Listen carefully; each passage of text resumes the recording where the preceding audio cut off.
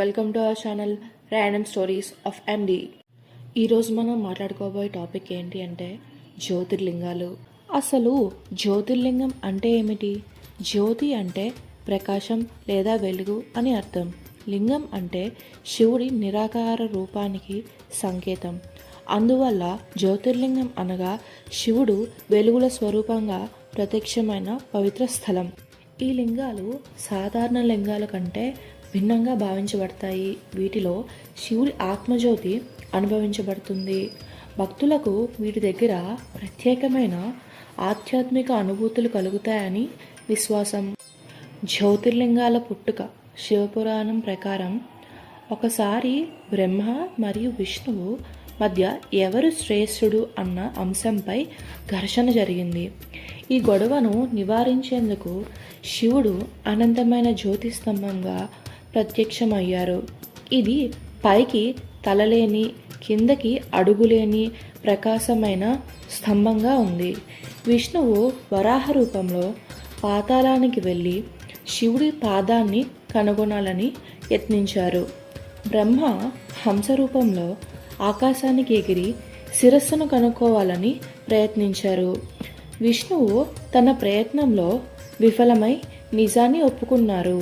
కానీ బ్రహ్మ కనుక్కోలేకపోయినా తాను చూసినట్టు అబద్ధం చెప్పారు. దీనికి మొగలి పువ్వును కూడా సాక్షిగా పెట్టారు. ఈ అబద్ధానికి శివుడు రుద్ర రూపంలో ప్రత్యక్షమై బ్రహ్మకు ఉన్న 5వ తలను ఖండించాడు. అందుకే బ్రహ్మకు నేడు 4 తలలే ఉన్నాయి. మొగలి పువ్వును కూడా శపించారు. ఇది పూజలలో ఉపయోగించరాదు అని. ఈ అనంత జ్యోతి స్వరూప స్తంభం భూమిపై 12 క్షేత్రాలలో జ్యోతిర్లింగంగా స్థిరపడిందని పురాణాల విశ్వాసం. బ్రహ్మహత్య పాపం ఇంకా శివుని తీర్థయాత్ర.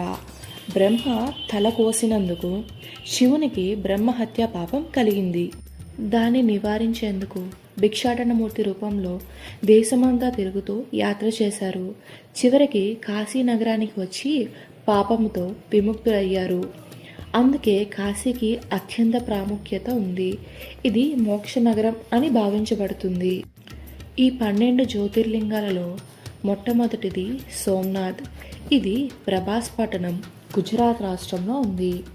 రెండవది మల్లికార్జున, శ్రీశైలంలో ఆంధ్రప్రదేశ్లో ఉంది. మూడవది మహంకాళేశ్వర్, ఉజ్జయిని, మధ్యప్రదేశ్లో ఉంది.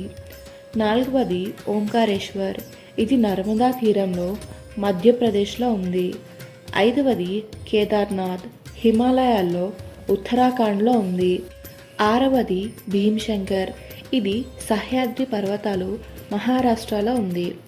7వది కాశీ విశ్వనాథ్, వారణాసి ఉత్తరప్రదేశ్లో ఉంది. 8వది త్రయంబకేశ్వర్, నాసిక్ మహారాష్ట్రలో ఉంది. 9వది బైద్యనాథ్, ఇది దేవగర్ జార్ఖండ్లో ఉంది. 10వది నాగేశ్వర్, ఇది ద్వారకా సమీపంలో గుజరాత్ రాష్ట్రంలో ఉంది. 11వది రామేశ్వరం, ఇది రామేశ్వరం తమిళనాడులో ఉంది. 12వది కృష్ణేశ్వర్, ఇది ఎల్లోరా గుహల సమీపంలో మహారాష్ట్రలో ఉంది. ఈ 12 జ్యోతిర్లింగాలు భక్తిభావంతో దర్శించడం వల్ల పాపాలు తొలగి మోక్షం లభిస్తుందని హిందూ ధర్మం చెబుతోంది. ప్రతి లింగం యొక్క ప్రత్యేక శక్తి క్షేత్రంగా పరిగణించబడుతోంది. భౌతికంగా మాత్రమే కాదు, ఆధ్యాత్మికంగా కూడా గాఢమైన అనుభూతిని కలిగించే స్థలాలు. కాశీ విశ్వనాథ్ లింగాన్ని మరణాంతరం మోక్షానికి మార్గం అని భావిస్తారు. రామేశ్వరం లింగాన్ని స్వయంగా శ్రీరాముడే ప్రతిష్ఠించాడని పురాణంలో విశ్వాసం ఉంది. భీమ్శంకర్ లింగం పక్కన పవిత్ర నది ప్రవహిస్తూ ఉండడం ప్రత్యేకత. ఓంకారేశ్వర్లో ఓంకారం ఆకారంలో దీపం ఉండటం విశిష్టత. ఈ జ్యోతిర్లింగాల పూజ వల్ల మనలో భక్తి, జ్ఞానం, చైతన్యం పెరుగుతాయి. ఇది మన ఆధ్యాత్మిక యాత్రలో ఒక మైలురాయి వంటిది. శివుడి ఆత్మజ్యోతి స్వరూపానికి శిరస్సు వంచి నమస్కరిద్దాం.